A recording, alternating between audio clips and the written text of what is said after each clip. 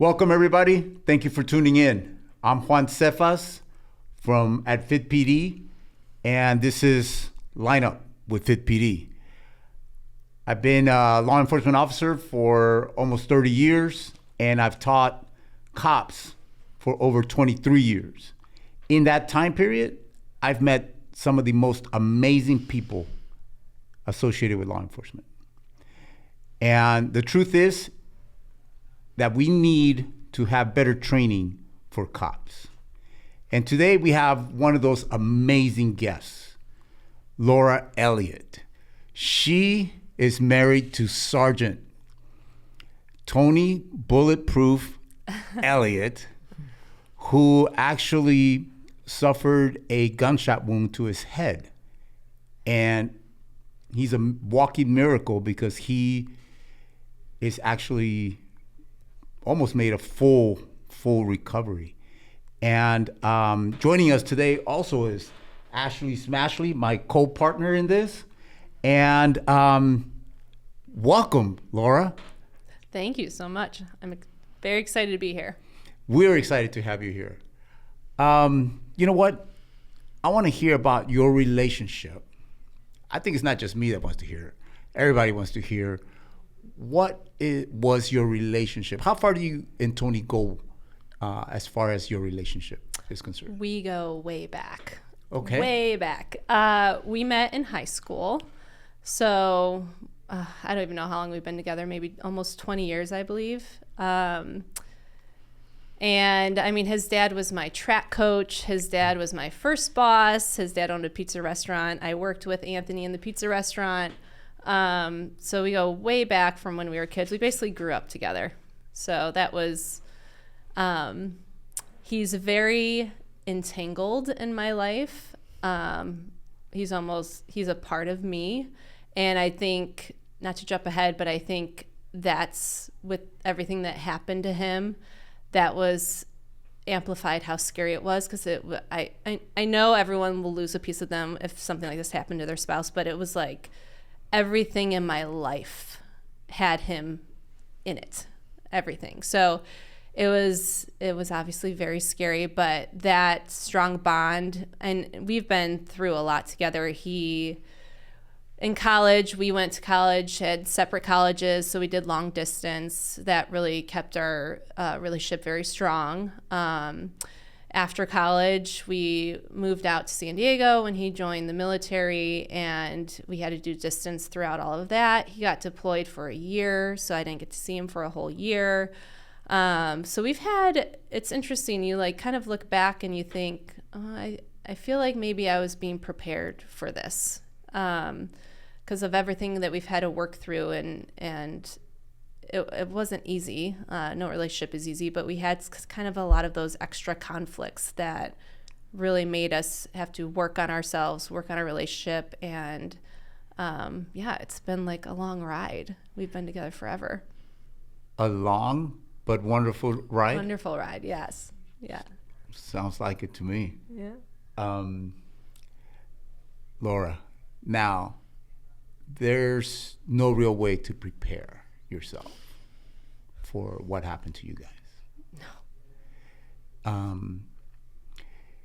At some point, you and Tony come to San Diego, and he decides at some point that he wants to be a cop. Mm-hmm.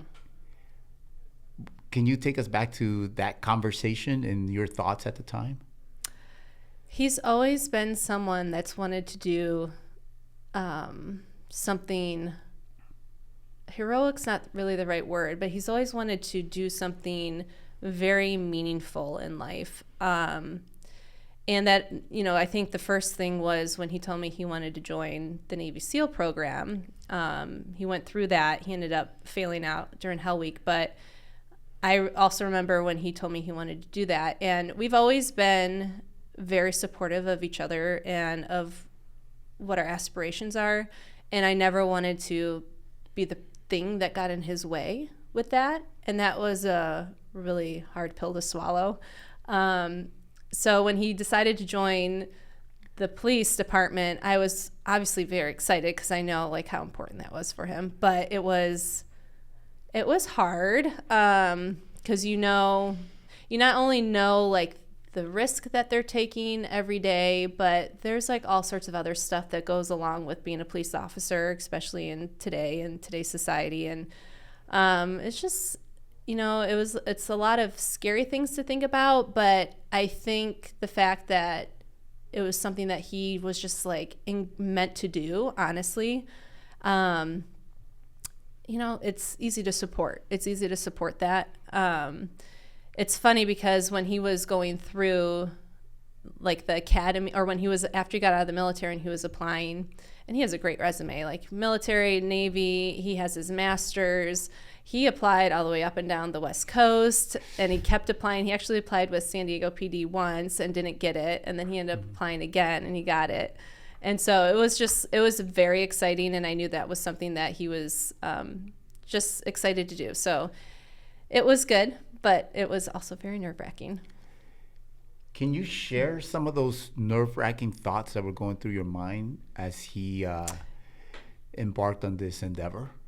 Yeah, I mean, you always think the worst, and you always are worried about the worst, but it's one of those things where you can't let it eat you up, and you can't let it get in your way. And I don't know, it's like one of those things where the more that you think about it, it's almost like maybe it could more likely to happen. So I always put it kind of in the back of my head. Didn't really want to think too much about, well, what are his calls like, and like, what is it really like? I did end up doing a ride along with him one time, which I think was a really good idea, because it actually alleviated a lot of the worry, because I got to see how when you go on a call, there's like, I almost describe it as like an underground network. Like when he's on a call, all of his partners know, like where you see someone drive by, everyone knows where each other are. And it just like, it was kind of comforting to see that teamwork. And I mean, out of all of this experience, I think that's one thing I took away from being a police officer. And as the spouse, there's comfort seeing this teamwork that exists when they have their day-to-day job. And then when all of this happened with Anthony and when he got injured, the community of San Diego PD was just there. Like it was truly a family extension of ours. And I honestly don't think we would have gotten through it as well if we didn't have that support. So, I mean, I would encourage, there's some people that's like out of sight, out of mind. And I think it just depends on the type of person that you are. But I like to know like what's going on. I like to prepare. So really seeing and going on that ride along, it really helped me, because then you just have a better idea of like the safety and the precautions and how it actually works. Now, do you suggest that any spouses also go on ride-alongs? I think it depends on who you are, and Okay. I think it depends on how you handle things. I personally would recommend it for that reason, just because you kind of see the things that when you think about and you worry about your husband's job, you're thinking about all the worst things, worst case scenarios. And then when you go on the ride along, you kind of see how it works in the inner workings, and you see how the teamwork happens, and you see how, the bosses are there and supporting your husband. And it does help. It does help to see that. And you also realize that most of what we do is write reports. Yes. Yes, I do.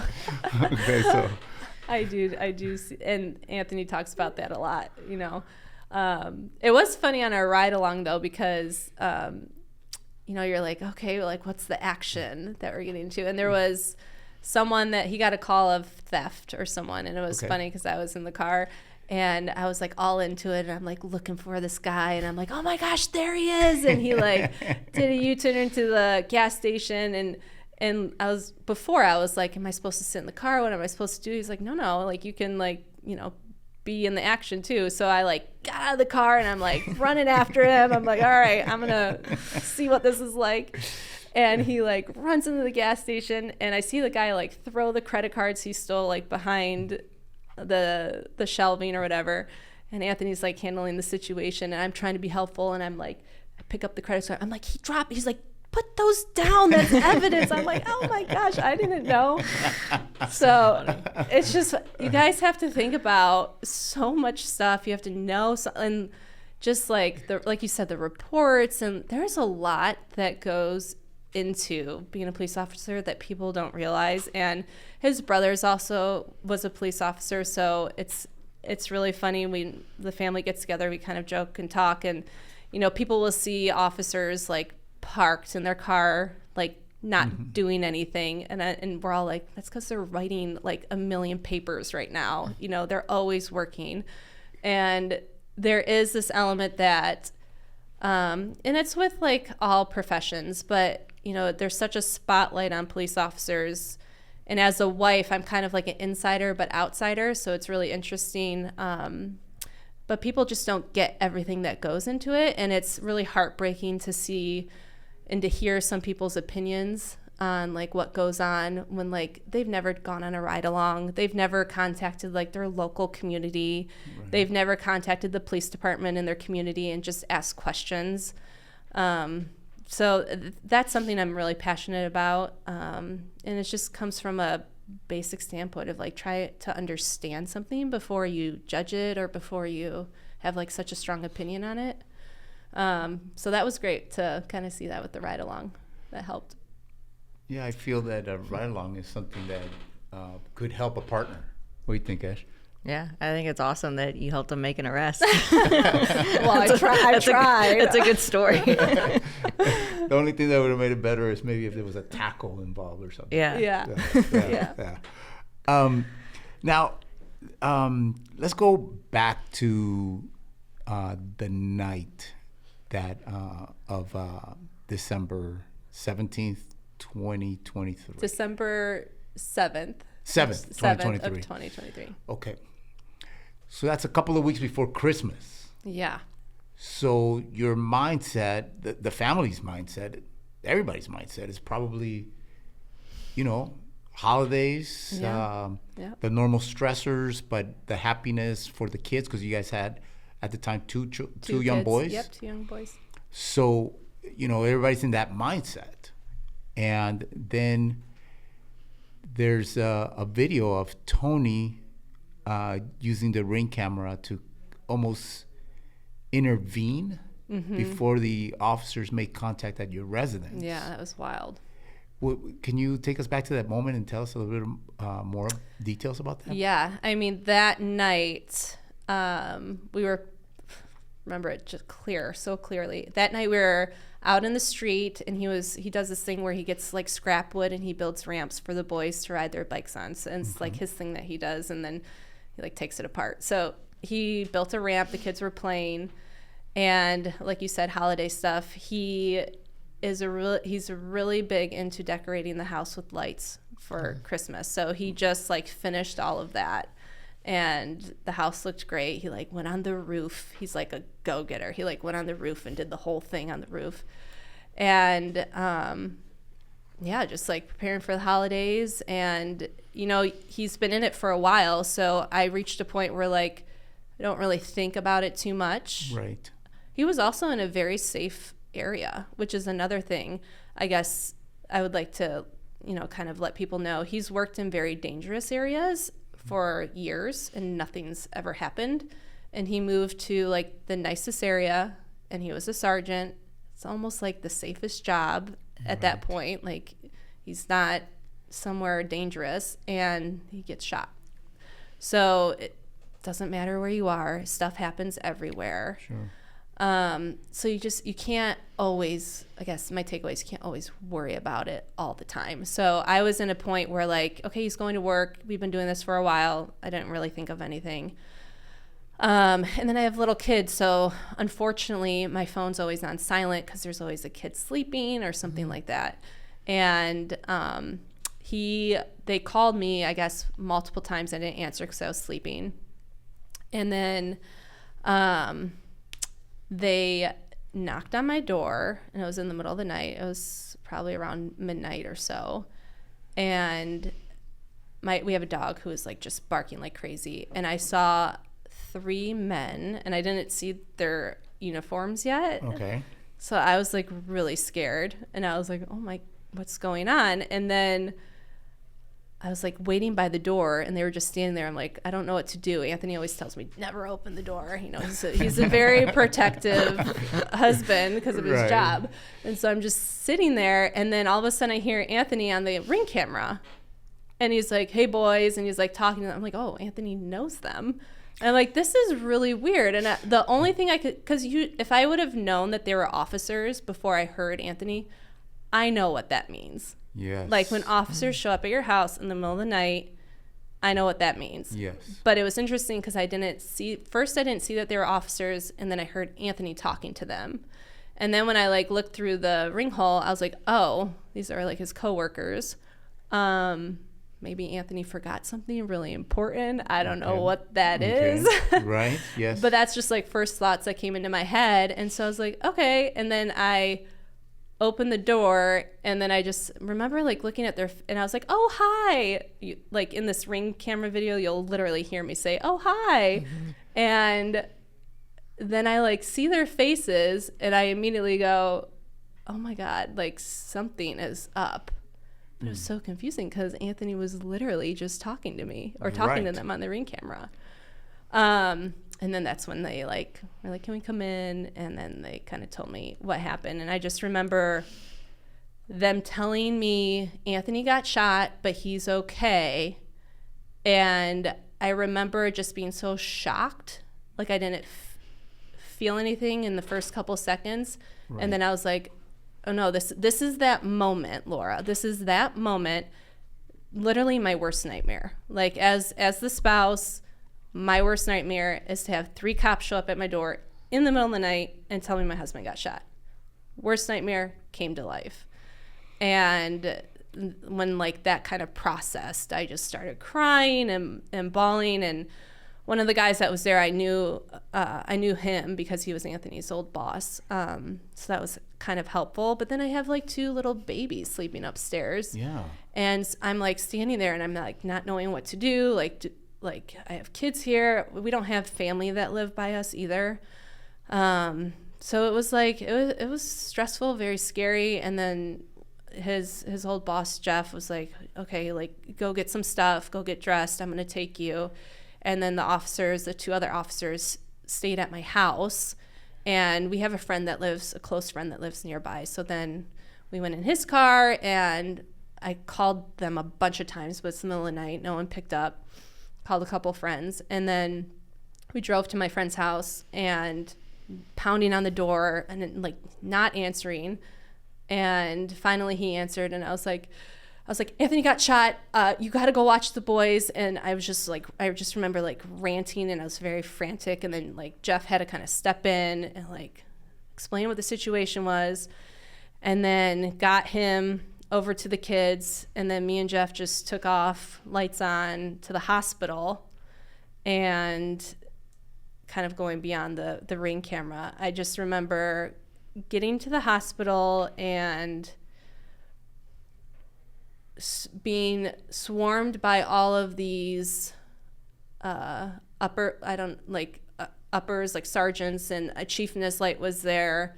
And just like everyone kind of coming to me, and I was like looking at the entryway into the hospital, and there was like a bunch of officers standing out there, and I'm like, I like felt like I was in a movie. Yeah. Like I couldn't believe. Sorry, I'm getting a little choked up.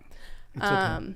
I couldn't believe that was happening, and then I saw one of our friends who I know, and I'm like, oh my gosh, a familiar face. So I like ran up to him, gave him a hug.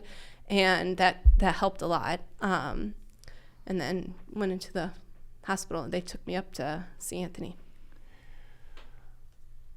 Wow. Yeah. Thinking back to the moment where you heard Tony's voice. Yeah. In retrospect, what do you think about him taking the time to do that while he's still it's like so in the ER? It's so Anthony. He's like such a humble guy, and he's like such a husband and dad first guy. So it doesn't surprise me that that was like the first thing on his mind. And the story, I don't know if he already told it or not, but like he was literally on the trauma table where he's taken people to, but he was the one on the table now. And it's just so him, like, oh, I gotta call and make sure like I can do something to help this news that Laura's gonna get. And he's always thinking of, he never thinks of himself first, and he always is thinking of us. So it doesn't surprise me that he did that. It's pretty remarkable that he did that. And it was funny because he was trying to get on the Ring camera to do that, and one of like the staffers was like, oh, trying to take it away, and Anthony tells it, he's like, well, the doctor was like, no, let's see like what he can do. Sure. And so there's a weird feeling I have that because I didn't answer the phone and he couldn't get a hold of me right away, maybe that like kept him up, and instead of like succumbing to like passing out or to succumbing to his injuries, like he like was fighting to like try to get a hold of me.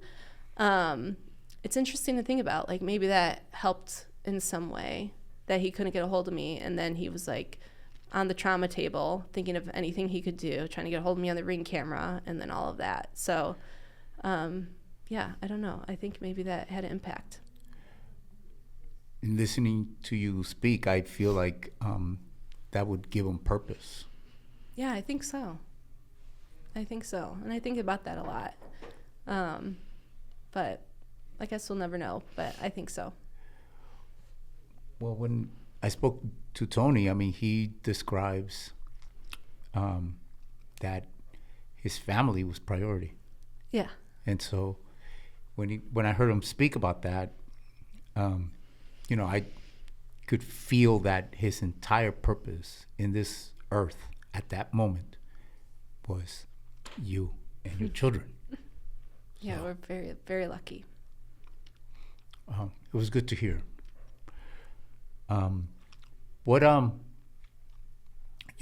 What kind of support did you receive from the agency? Oh, everything. It was so great. From the moment I got to the hospital, someone was always there. I had a million people introduce themselves to me, say, I'm so-and-so, I'm here to help with this. And they were always there. There was always an officer in our room, outside of our room. It was very comforting for that. I know sometimes like the hospital staff gave a hard time of having someone there, but luckily they pushed back and someone was able to stand by. And I didn't know the situation either, if there was like a danger involved, like if I had to worry about Anthony and like someone trying to come get him because of what happened. So it just felt good. We can't say enough good things about the chief at that time, Chief Nislight. He was front and center the whole time, texting. I always could text him. One of the things I do remember was when all this happened, the media was just like, all of a sudden I found out like the media found my parents and my siblings and was reaching out to them and trying to get the story and like contact them. And that just felt like such an invasion. And it really scared me a little bit. And especially during that time, there's police officers weren't really in a good spotlight. And, as the wife, it's interesting because as the wife, your husband and the wonderful person he is, and the work that he's doing, and he's doing it because it's a calling. And it's something where like he's literally taking a job to help people who can't protect themselves. He is taking a job where he's like the one running towards the danger. Most people run away from danger. And I think people forget that, and it's very sad. I've had close friends who know what Anthony does, and during all of the social media stuff that was going on the past couple of years, I've had friends like post like defund the police and all of that stuff. And I'm like, do you guys my husband's a police officer, and who who Anthony is, and he is like such a stand-up guy. Like, it's just very disheartening. And so when all of that happened and the media was reaching out, I just remember at first just being very scared that they were going to flip the story and Anthony was going to be the bad guy somehow. Meanwhile, he's like almost dying in the bed. And I remember texting Chief and like telling him, oh my gosh, this is happening. And literally he's like took care of it like right away. So the department was just like anything I needed, they were always there. We had immediately all of our family, they're all over the place. So like everyone like got on a plane, Anthony's whole family from Germany, from London, his parents live in Florida, like all of them got on a plane, came out. They were like picking them up from the airport. Like there was just no lapse of anything I had to worry about. There was always a resource for, you know, and then you think about, okay, like workers' comp, like how does this work with workers' comp? How do you deal with all of that kind of stuff? And there was always a support arm. And it was around the holidays. So then you have like the extra support. Everyone knew that we had little kids. So then we had all the support for Christmas and like people wanting to help, or like the department kind of gathered some Christmas gifts for them because I didn't have time to do any of that. So I think I want spouses or anyone who's involved with a police officer, first responder, just to know like you have your family, which is obviously very important. We couldn't do this without his mom flew out, stayed with us. My whole family came out. His whole family came out. But then you also have this other family.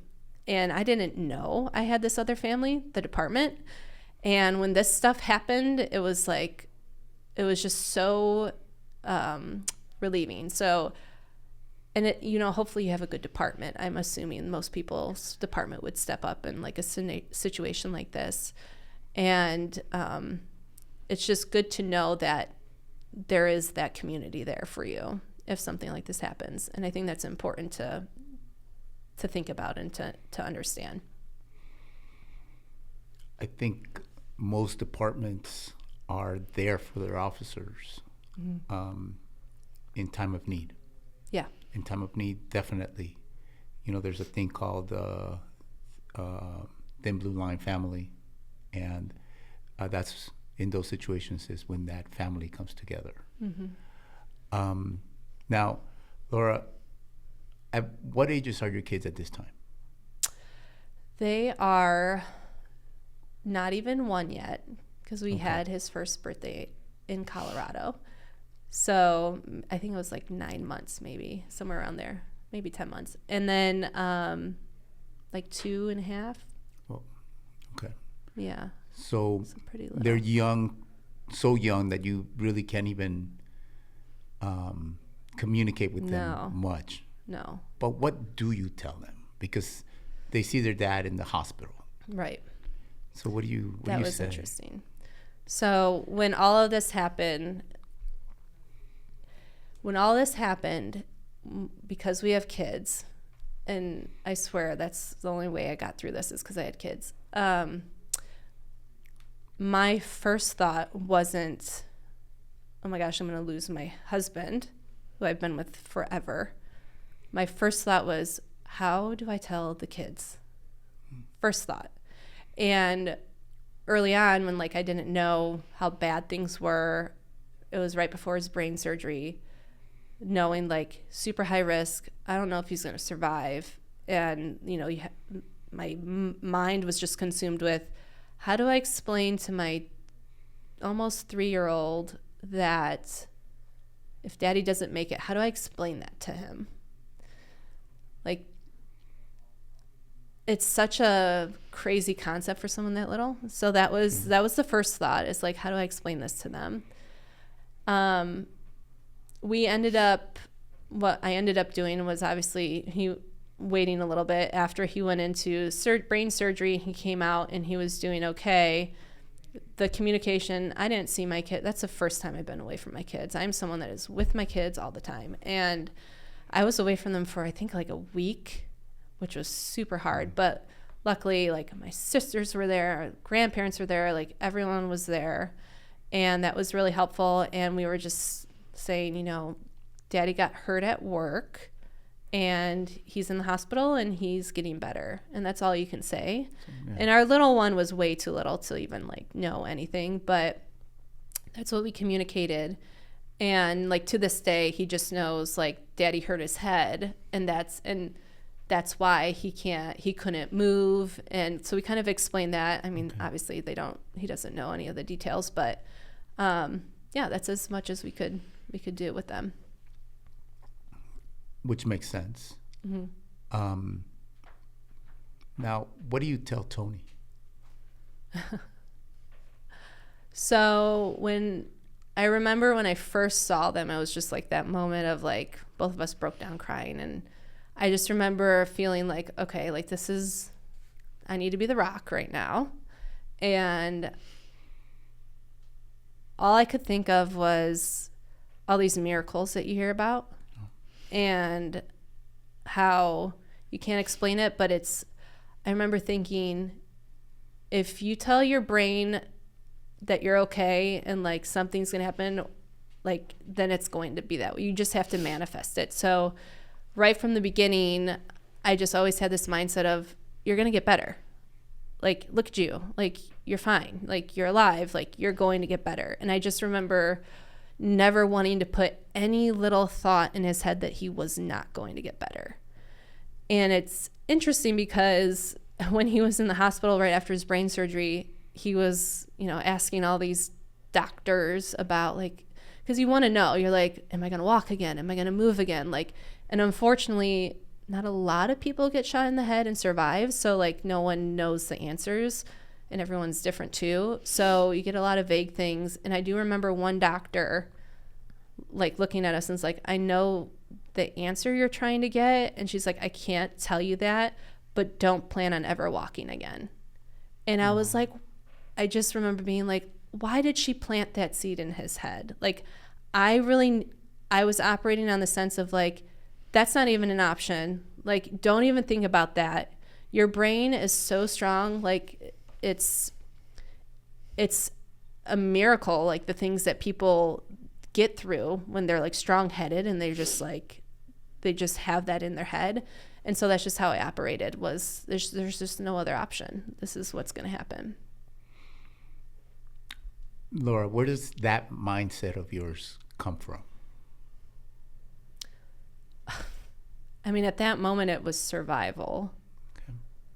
I kind of talk about this experience. There's like kind of 3 different phases. It was like the very beginning survival, where he had surgery, but he was still like in the hospital, monitoring his oxygen.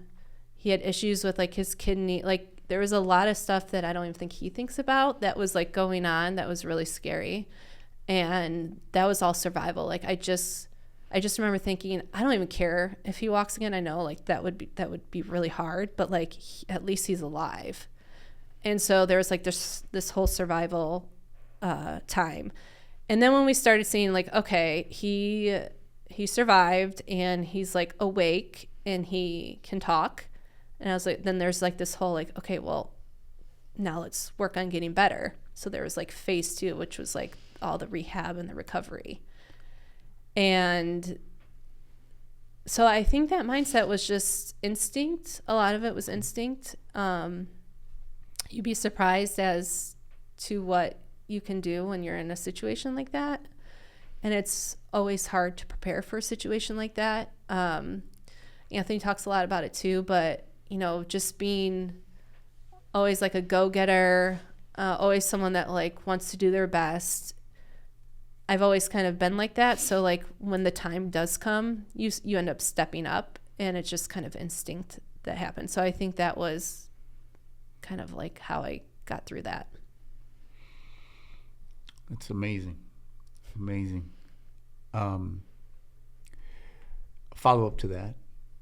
How do you put your feelings aside and deal with what's in front of you? Kids. Because of the kids? That's it. Yeah. So we're big proponents. We're very big proponents. Everyone should have kids. Because when this happens, like nothing else matters. Like my feelings didn't matter. Anthony's feelings didn't matter. We have 2 little boys. Like that's all that mattered. And it was always about them. It was always about like, well, how do I tell them? Okay, well, like in his mind, it's like, well, I have to get better for them. And they literally were our miracle. They're what made us get through this. I couldn't be weak. I didn't have an option to go cry on the couch. I didn't have an option to like go crawl up somewhere or like feel bad for myself. I just remember like being in the hospital by his bedside. I was not going to leave him. I wanted to be there for every single thing, every single doctor that came in. Huge advocate of that. If you have a loved one in the hospital, if you can be there, be there. Because there would be times where like a doctor came in and I think to myself, oh, if I didn't hear him say that, I wouldn't be able to support Anthony in this way. So that's really important. And luckily we were able to do that because of the support from our family and friends. So yeah, I mean, it was always about them. And even after we got out of the hospital and we went to the rehab place in Colorado, even there you like can't feel sorry for yourself because aside from kids, you also see everyone else. And it was kind of a blessing to go there because you're surrounded by other people who are going through the same thing. And some of them are actually not in even as good of a situation as you. And I just remember being at the hospital and it's like freezing cold outside and we're in this little apartment all crammed in and Anthony's mom is with us. She stayed with us the whole time, thank goodness. And I'm bouncing back and forth. I have 2 little kids, but I got to be there for Anthony's PT and I want to be there, to support him. And I know when PT ends, when he has this busy day and it ends and he's just sitting there hospital, I know he's just so depressed and having a hard time. So I always try to like, okay, I have to get over there. I have to be there for him during that time. And I just remember a moment where I started to feel sorry for myself and like Christmas was coming up. And then like I looked and there was like a mom with 4 little kids loading them in the car, going to see her husband. And I'm like, you can't feel sorry for yourself. Like it's someone, there's always, and I guess I kind of want to say this because it's nice to talk about this. We are so blessed that Anthony got better. It almost feels, I feel a little bit guilty talking about it a little bit because there's people that go through this that don't have the department to support them. Mm-hmm. Something happened in their personal life and they're not recovering as good as Anthony recovered.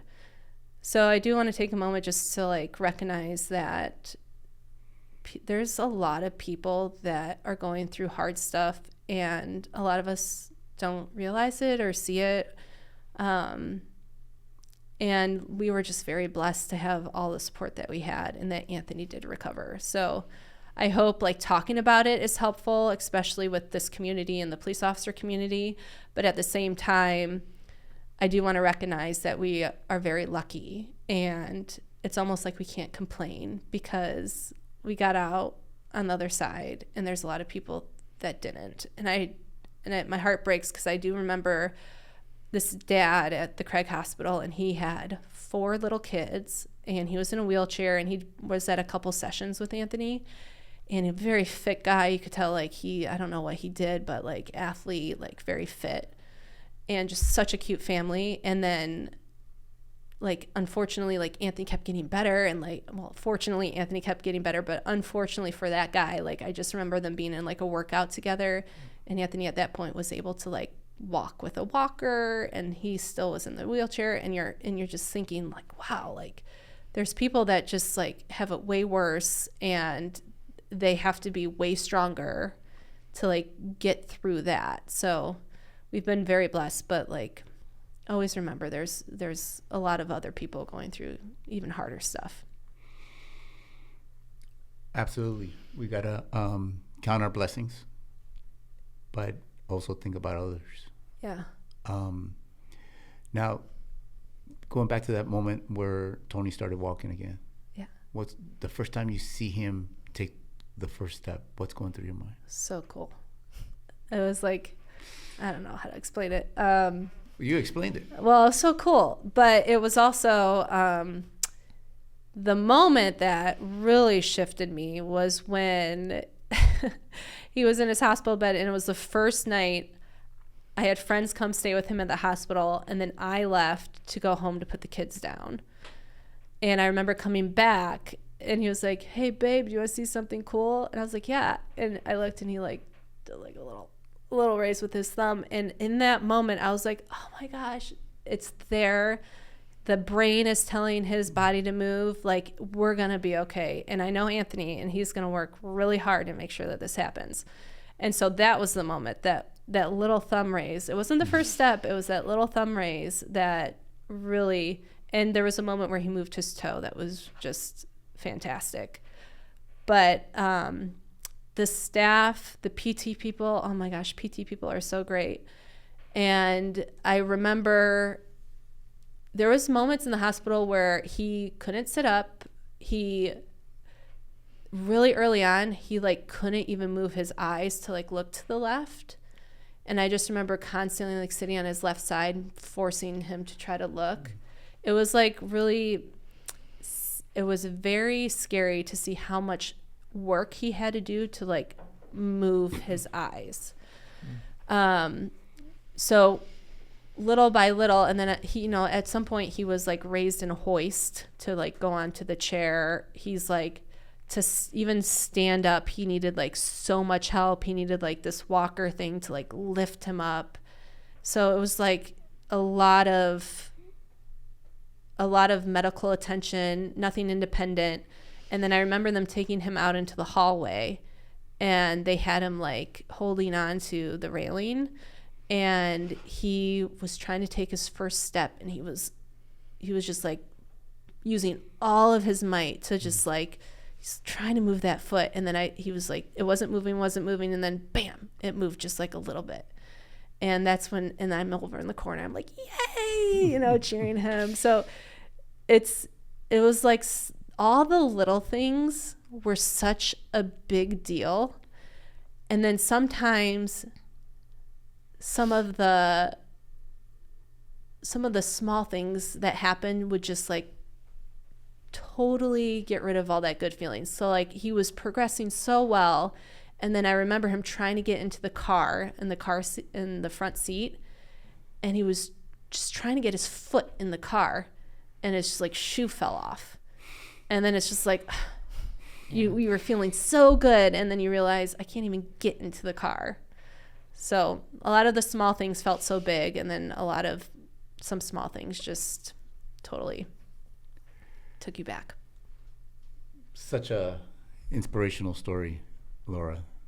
Thank you for sharing it. You need to share it with the rest of the world. Well, thank you. I got one more question for you. In hearing you speak, I picture you being the center, the rock in the family. How do you now take care of Laura? I've never had anyone ask me that. Well, I would say my husband is very supportive, so it starts there. He is always trying to make sure that I can have a little bit of time to do something, like go to yoga or whatever.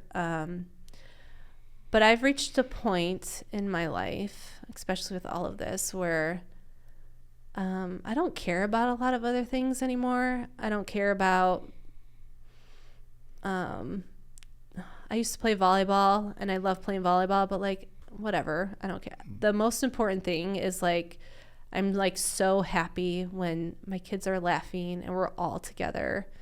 We like to do a lot of stuff together, like whether it's even like go run errands, we always like to do things together. So to take care of me, I mean, Anthony is so supportive with that. So that's number one. And it's hard. It's hard to do when you have little kids. I don't know, like aside from my situation, like it is hard to take care of yourself. But you gotta you got to make the time, because if you don't, you're doing a disservice to your kids too. So, you do what you can, just do your best. And that's another thing, like you go through this really traumatic experience and then you would think, oh, like you would never like fight again, or like you would cherish every single moment. And there are moments where like I think about it, I'm like, okay, I gotta just be here and like cherish this. But you go back to your normal day and you go back to your routine and you go back to arguing about the stupid stuff that you've always argued about. And that's okay. That's good. That's what life is. And so just do your best. And I think the biggest thing I've learned is community. I've never like really worked on my community, and I realized how important a community is. Even like outside of just the department, my son's little school that he goes to, coming together, our friend groups coming, like community is so important. And if you're in a situation where you don't need the help, always think about how you can help someone else. And if you have a good, strong community, if anything happens, like you're going to get through it. Yeah. I had a question. Yeah. What's some advice you would give to other first responder wives? I think you touched on it a little bit earlier. Some very tactical advice. We didn't have any of our stuff lined up, like our will or our trust. And that would have been it would have been so bad if things turned out a different way. So get your stuff organized and aligned, and prepared. I mean, I think that's number one. From more of like a emotional, supportive side, again, like the community thing I think is big. You can't worry about it all the time because it's just going to consume you. Like I said, Anthony worked for years in a very dangerous area, and then he moved to like the safest area, and then it happened. So you just never know. And you gotta just go about your day. So don't let it consume you. And also just know there is a community for you. We are very lucky that we are part of a department. We are not just working at some company with like our little team. We are part of a department, and the department will be there for you, and people will come and support you and help you. So just realize that and kind of feel a little bit better. Well, so Tony's been able to recover enough to go 10-8 again. How has that been since he's been back at work? Man, why can't he like finance, or why can't he like something safe? Work at a bank. It's, when all of this happened, it's funny because when all this happened, like how I said I was operating under like, you're just going to get better. Like, don't even put anything negative in your head. And so like, even when he was early on in the hospital, he was talking about going back. And I just remember thinking like, you're not going back. Like, this is like one of those things where it happens and you're not allowed to go back. I don't care how much I support you. You're not going back. And he just, it's just in him. There's a lot of people in this career that just, it's their calling, and I get that. So when we got in tons of fights, like, to be like truly like honest, like you try your best to like support each other, but we both have different experiences with this. He's someone that can compartmentalize. He doesn't, like, he's fine. Like, he doesn't even think really a lot about what he's gone through. And then here I am just like almost crying just now on the podcast. So, it's totally different experiences. And when he we talked about it a lot, got in a lot of fights. And then he was like, basically told me one day, like, I'm going to go back. And like I said earlier, like, I can't be that thing that stops him from doing what he wants to do. He's going to have to make that decision on his own. And I also think it was important because it was kind of like the final check mark. Like, I did it. I recovered, I went back, and that was really important for him mentally. Right. So I understood that, but it was not easy. You know, I'm like, ha. And then, you know, you start thinking, I came from a place of almost like doing it to protect my children. Like, you can't go back. Like, what if my kids don't have a dad? Like, what if this happens again? Right. So it's coming from that. If it was just me, like, no problem. Okay, I can get through it, go back. But when the kids are involved, so that was really tough. But he, you know, he assured me that he's going to do things differently and he's going to be very safe. And like, you can only control so much though, you know? So it was really hard. It was really hard, but you just kind of got to support them and just trust them. And a big thing for me is obviously a miracle happened. So, you know, spiritually, you know, we're kind of reconnecting with our faith. And I think that's a really big thing I've been leaning on. Like, if it's going to happen, it's going to happen. You know, I mean, you could talk about it. You could get hit by a car. You could, like, anything could happen on any day.